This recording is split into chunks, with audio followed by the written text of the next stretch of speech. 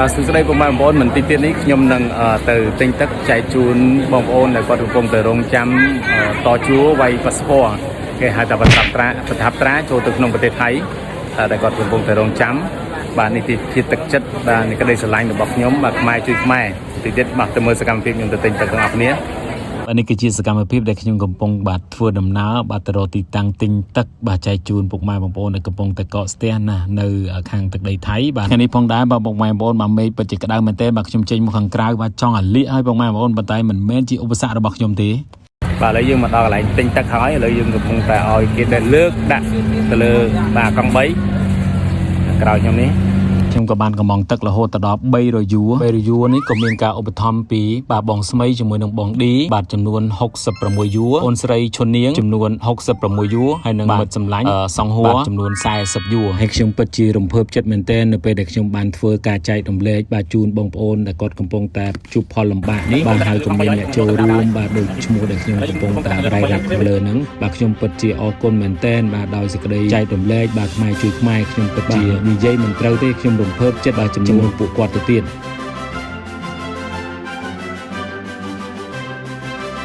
បាទឥឡូវយើងកំពុងតែដាក់នៅលើរៀបចំសិនតិចទៀតយើងនឹងយកទៅចែកពួកគាត់បាទដោយសារតែពួកគាត់មិនអាចចេញពីជួរបានបាទកណាចេញពីជួរទៅគាត់ចូលទៅវិញបាទមានធ្វើឲ្យការអន់ចិត្តអន់អីចឹងទៅបាទអ្នកខ្លះគាត់នៅក្នុងតជួរតស៊ូត្រឹមតែបានដល់ជួរប៉ុណ្ណឹងហើយទៅពេលគាត់ចេញពីជួរចូលទៅវិញវាអាចមានភាពមិនប្រក្រតីអាចតែមានការខឹងសម្បាគ្នាអញ្ចឹងយើងមានតែយកទឹកទៅជូនពួកគាត់បាទនៅក្នុងជួរ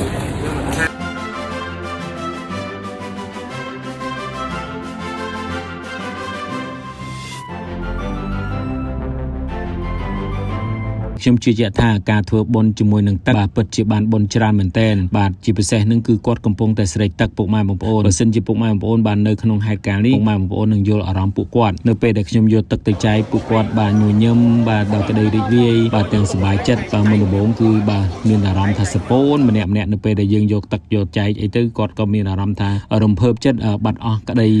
ទុកព្រួយបាទបែរជាមកចេញមកស្នាមញញឹមទៅវិញហើយខ្ញុំក៏ចែកខ្ញុំក៏មានអារម្មណ៍ថាសប្បាយចិត្តដូចគាត់ដែរបាទហើយក្រោយពីចូលឆ្នាំនេះបងប្អូនដែលគាត់ប្រើប៉ាសពតបាទចូលទៅក្នុងប្រទេសថៃបាទប្រកបការងារធ្វើការងាររៀងខ្លួនហ្នឹងបាទគឺមិនក្រោមពី 10000 នាក់ទេអញ្ចឹងទឹកនេះគឺចែកទៅគឺពួកគាត់បាទសប្បាយចិត្តមែនតើបាទចែកទៅគឺគាត់បានហូបភ្លាមបាទចង់និយាយថាប្រៀបដូចមកហូបក្តៅចង់និយាយឲ្យចំទៅគឺទាន់ដៃទាន់នៅក្តៅបាទធ្វើភ្លាមគឺគាត់ហូបភ្លាមបាទគឺមានសេចក្តីជ្រះថ្លាសប្បាយចិត្តមែនតើបាទធ្វើបុណ្យគឺមហាសាលមែនតើសម្រាប់ជាមួយចែកជាមួយនឹងទឹកជាដំបូងខ្ញុំយួរម្ដង2យួរ3យួរ4យួរតែដល់ពេលយួរទៅ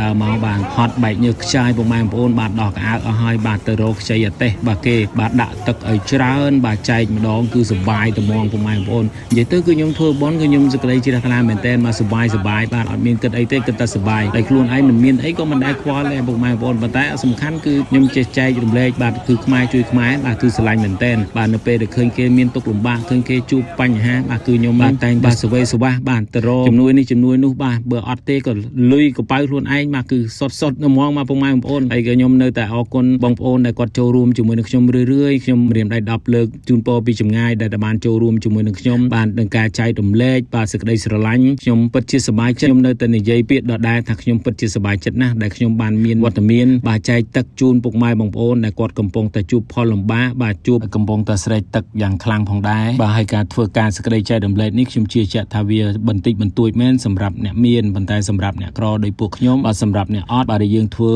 បាទទៀនចំពោះតែអ្នកអត់កំពុងតែស្រេកឃ្លានគឺមានតម្លៃខ្លាំងមែនតើពេលដែលយើងចែកភ្លាមបាទគាត់កោះទឹកគាត់ផឹកអឹកអីយើងឃើញស្នាមញញឹមរបស់គាត់បាទដោយលើកដៃសំពះអរគុណច្រើនបងពិតជាមានចិត្តល្អមែនប៉ុន្តែមនុស្សយើងមិនស៊ីចូលទេតែប្រគេប្រអាប់ខឹងដល់ពេលតែសើហ្នឹងគឺបាទមានកម្លាំងព្រឹសបាទពុកម៉ែបងប្អូនអស់ភាពនឿយណាយលេងហ្មងណាពុកម៉ែបងប្អូនហើយខ្ញុំមិនមែនថាចែកទឹកឲ្យពួកគាត់ហើយខ្ញុំក៏មិនផឹកទឹកហ្នឹងដែរខ្ញុំផឹកទឹកហ្នឹងដូចទឹកពួកគាត់អញ្ចឹងដែរសេចក្តីបុណ្យដែលខ្ញុំកំពុងតែសាងកំពុងតែធ្វើនេះខ្ញុំបាទសូមចែកជូនពុកម៉ែបងប្អូនដែលកំពុងទស្សនាបាទតាមរយៈ Facebook របស់ខ្ញុំបាទកសលដែលខ្ញុំបានធ្វើនេះខ្ញុំសូមចែកជូនពុកម៉ែបងប្អូនស្មើគ្នាសូមទទួលផលបុណ្យពីខ្ញុំបាទផងជាចុងក្រោយជូនពរពុកម៉ែបងប្អូនរកទទួលទានមានបានជាពិសេសតាណាមានតែសេចក្តីសុខសេចក្តីសប្បាយសូមអរគុណសូមជម្រាបលា